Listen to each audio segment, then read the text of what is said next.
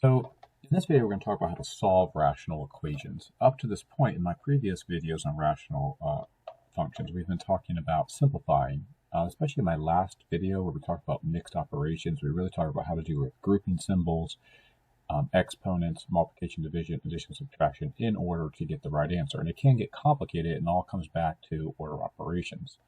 And of course, solving is going to be reversing the order of operations. Nothing is changing there. You're still going to be dealing with addition and subtraction at the bottom and then multiplication and division. There are not going to be any exponents in Algebra 2 with rational expressions, but there is going to occasionally be a grouping symbol that has to be dealt with at the end. But rational equations are very specific and they have specific vocabulary, as we've learned, that we need to address when solving. So let's take a look at some of those specific rational ideas about solving. So when we look at solving for rational equations, we're going to be taking a look at steps in addition to reverse order of operations or reverse Gelm-Das.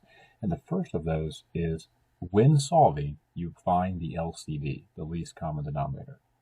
You find it the exact same way that we've already talked about when we add and subtract. Once you find the LCD, you multiply each term by what is missing from the LCD, and this will make each denominator the same.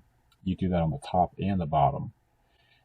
So then once you have multiplied the numerator and the denominator by what's missing from the LCD, you'll simplify and or combine the numerators and rewrite each side of the equation so that you only have one denominator.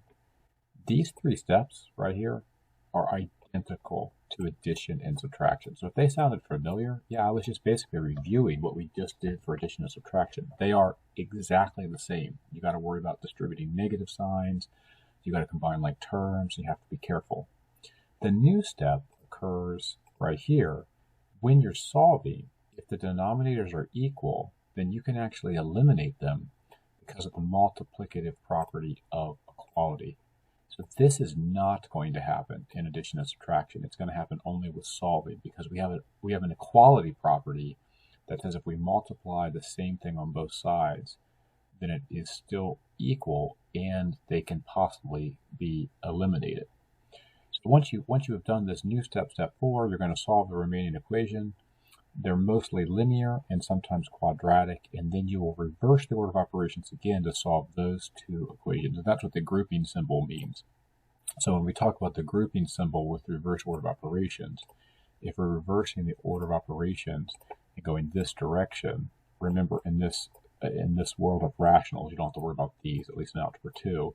So once we get through this, when we get to this grouping symbol, we have to make sure that we solve a linear equation by using reverse order of operations or solve a quadratic equation by using reverse order of operations. And of course, quadratics have an exponent, and we'll have to deal with that by factoring. So all the quadratic elements that we learned in the quadratic chapter, they all come back again to solve these when they are applicable to this problem.